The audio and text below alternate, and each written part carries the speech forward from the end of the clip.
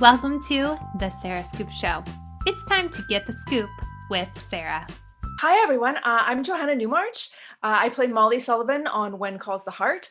I'm an actor. I've been an actor for a long time. I'm also a mother. I am delighted to be here, and I love what I do.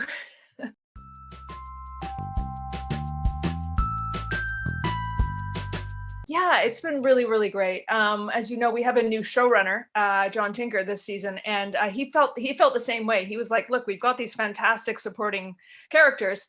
Let's give them a chance to know more about them." And so, yeah, that was obviously delightful. I've our characters have had wonderful moments all throughout the years. Obviously, the first season, the storyline with my daughter was very touching. And the fun stuff I've done, where pretending to be Lee's girlfriend to make Rosemary jealous, and then thinking I had meningitis, working in the infirmary. We've had some lovely little definitely some lovely little story arcs, but you're right, season 8 has definitely been the one where we've been able to be more consistently involved, and that's been really a joy. John Tinker has brought some fun new sort of ideas and vision to the show. And it was really, obviously in this year, especially because of the challenges that we've all faced globally. Yeah, it was a very special time to be able to come together. And, we've always been an amazing team, but I felt like we really, really even came together even more strongly this year to really make this happen in a safe way. Yeah, it was very inspiring. As I say, we've always been a very tight knit cast, but this sort of took it to the next level. Yeah.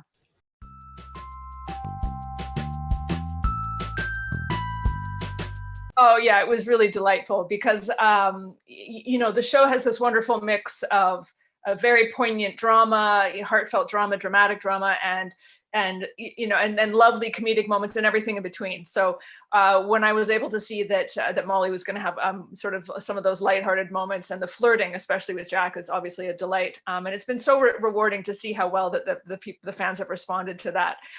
And I do think we have really fun chemistry, and Jack Wagner's such a seasoned professional, and he's so great to work with. He's been doing this for so long. It's pretty effortless for him, and so yeah, we don't really overthink it too much. It's great dialogue. You just sort of just show up and you have fun with it, and it kind of just comes to life. It's really, really been fun. There's been some of those. I mean, and I really have to give a shout out to the writers. Elizabeth and Derek Thompson, and our showrunner John Tinker. Some of those one-liners that they've given Molly this season have been really great. So yeah, it's been a real joy.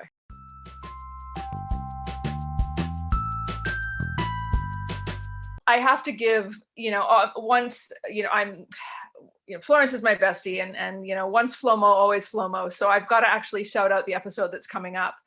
We already know that it's the wedding episode, so I'm not giving any spoilers there. But it's just so beautiful for Molly and Florence this episode. They have a really, really poignant moment in this episode, which I'm really excited to share with everyone. And Loretta just did such a beautiful job with it. That for me, this is really the culmination of so much of our storyline together, where we've just been there through thick and thin for each other. And as I've mentioned previously, just those lovely moments where Molly's made it, kind of a fool of herself in the saloon in front of Bill and the mystery lady, and I sort of try to sort of skulk out with my tail between my legs, and Florence jumps up from the table and follows out after me. Like we have some real friendship goals moments all through the seasons, and so this is just really the culmination of that, where I get to really support her in this another chance at love. And her romance with Hrothgar has just been so charming and delightful and so touching, and so it's just been so beautiful for Molly to be able to support Florence there. And so episode 10 really is the culmination of that, so I'm actually really excited about that episode. For me personally, I thought that episode also was that 808, where I got to do a little something for Bill and fix his surge and kind of put on a little party for him. So that was and getting a chance to kind of have a little moment to flirt with him in private for the first time. I think that's the first time we've sort of been in private flirting with each other, so that felt like it kind of raised the stakes a little, and that was fun.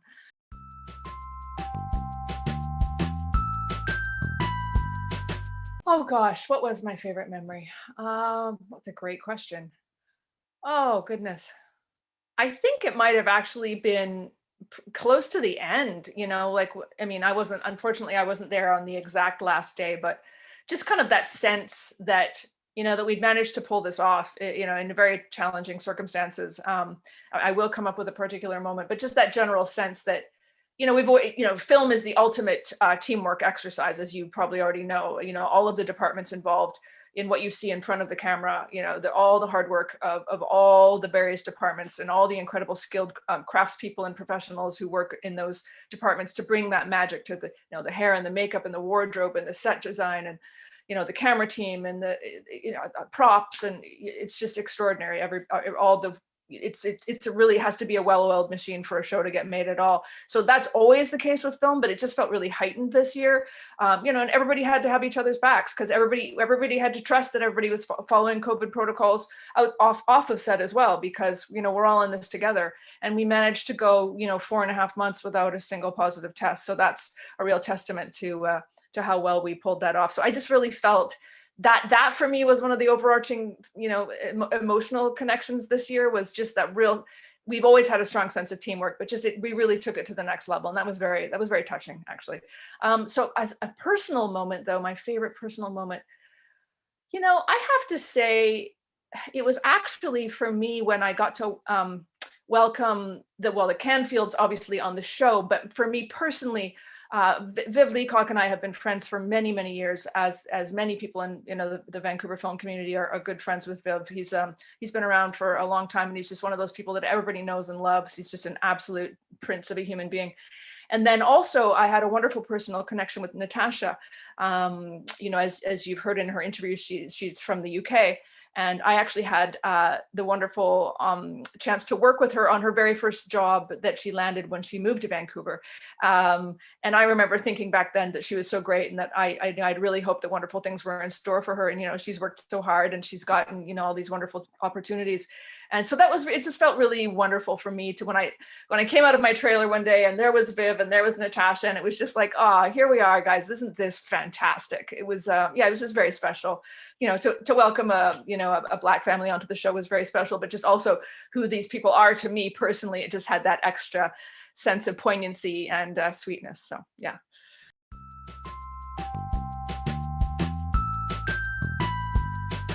Well, gosh, I don't want to put too much pressure on the writers, but it would be nice, I think, now that we've met Paul, we just met Paul Blakely, Florence's son. That was so sweet to see him kind of, appear. And he's such a lovely young man and such a sweet character. So hopefully we'll see a little bit more of him on the show. And it made me sort of wonder if maybe there would be some opportunity for Rosaline, who was Molly's, daughter from season 1. It's sort of been alluded to that maybe she's away, that she's, in the next few episodes, there's an allusion that I've gone to visit her. And so I was hoping that maybe there might be an opportunity for Molly to have some sort of a little, some sort of little storyline or a little arc with her daughter, which would be lovely. Because my daughter Rosaline, played by an actress named Mamie, has blossomed into just an absolutely beautiful and wonderful young woman who's a very fine actress and actually a very talented singer-songwriter. So it would be really great to have her back on. Yeah, I think for Molly, I mean, she's really enjoying her work at the infirmary. So, it'll be interesting to see where that goes. It's kind of, no one really knows what's going to be happening with the infirmary in general, just given the complexities, between Carson and Faith. So I'm not playing coy here. I actually don't know what's going to happen with that. So, obviously employment is important, given that Molly is a single woman, maybe not for long, but she's still, got to make some money to support herself. So yeah, I mean, it's always, the work side, the romance side, the family side, those are kind of the key factors. And, and we've always got this wonderful friendship between Florence and Molly. And maybe it would be fun to sort of see Molly's friendships deepen with some of the other female characters. I would be really great if Minnie and Molly could have a storyline, for example, or I don't know. I think it would be nice for some of those friendships to be explored a little more.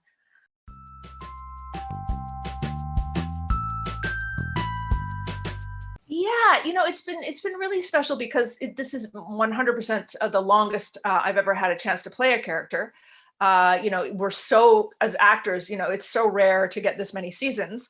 And it's and the opportunity to be playing the same character for 8 years, hopefully 9, is as a gift, as you say. So the fun thing for me is that with all the different writers and all the different sort of creative input we've had over the years, I really have been able to discover and play with lots of facets of Molly, from the bereaved widow off season 1, to all the struggles with the court case in season 2, and then had a little bit more fun, lighten it up a bit with flirting with Lee, and then the sort of the faithful side of Molly, and then the trials and tribulations with trying to manage Florence's little sort of uppity moments where Molly's sort of the diplomat and the soother.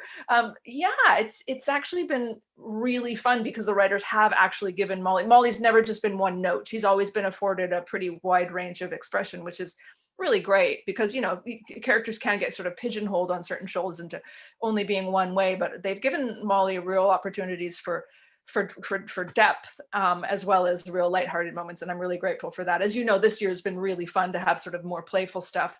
I do really relish as an actor a chance to do sort of some of those more comedic beats, but I do love the drama as well. So yeah, I have to thank the creative forces for all the wonderful stuff they've given me to play with. So that's it for me personally, but in the bigger arc of being on the show, to be afforded the opportunity to show up year after year and work with the same core cast, it's very special. I know a lot of the cast have already spoken about this, but it really is sort of like coming back home to your family. We all get along so well, and they're all such wonderful people that it's a gift. It's just one of those gifts that just keeps on giving. It's been one of the great joys of my life to go back every season to that beautiful, charming town and that beautiful part of BC and hang out with wonderful people and tell stories that mean something to people. It's been such a joy.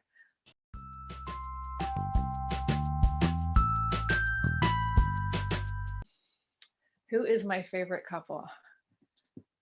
Oh, honestly, I have to say I'm pretty in love with the Canfields right now. I think they're really cute. And I love, there's obviously this, deep shared experience. They've been through a lot together, and they have this, this family together, and they've, been moving around and trying to set up a new life for themselves. But they have that sort of shorthand with each other that you have when you've been with someone for a long time, where many, because opposites attract, and you can see that, they're sort of slightly opposites. And, Minnie kind of just rolls her eyes and makes a little joke, and he makes her laugh or makes her giggle or diffuses the situation with, some, funny, cute thing to say. I just think they're really adorable, and I've been really enjoying their chemistry and their dynamic this season. So yeah, I'd have to say the Canfields, and I thought it was so fun and so sweet. When I read in that script, when he accepts the offer to be the pastor, because he's going to play that so beautifully, and there's so many storylines waiting to be told with that particular role. So that's going to be great.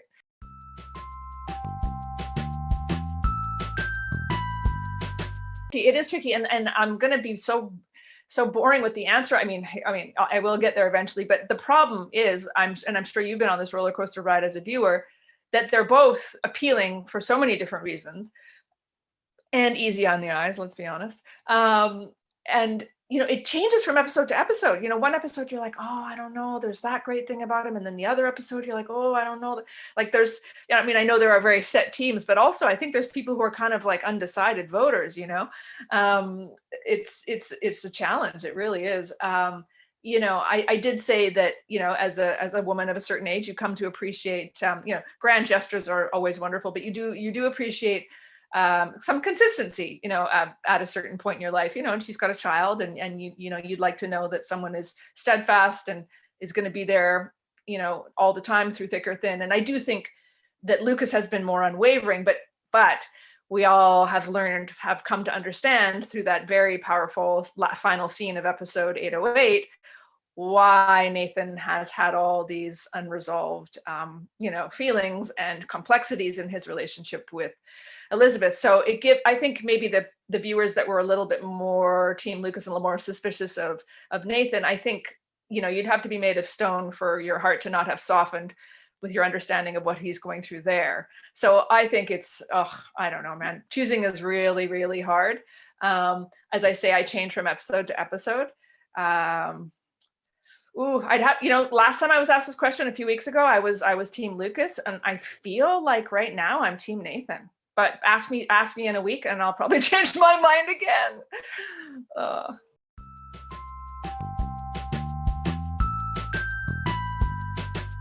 I remember it very, very well. It was a wonderful audition. As you can imagine, the audition process is very stressful for actors, and they're not always wonderful. Unfortunately, sometimes the people in the room are distracted, or I don't know, having a bad day, and they can be a bit brusque or rude. But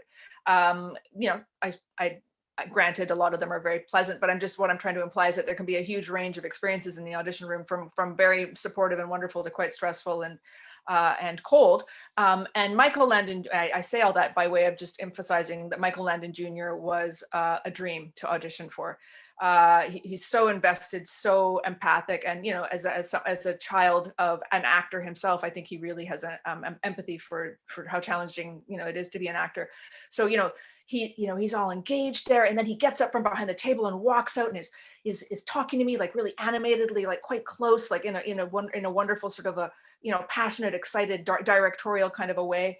And so then I did another version of it with however he was directing me, and it was just one of those experiences that I came out of going, well, even if I don't get that role, that was a great experience, and what a lovely man. So the fact that wonderful audition ended up turning into this incredible gift was huge. But let me tell you one funny thing. I actually auditioned originally for Florence. Yeah. And so, but obviously, I mean, Molly Sullivan, she's the Irish redhead. But as as you can see, Loretta is perfect for Florence, and hopefully I'm perfect for Molly. So it definitely, he had a very clear vision there as for the casting that he wanted. But it was very funny because originally I did audition for Florence.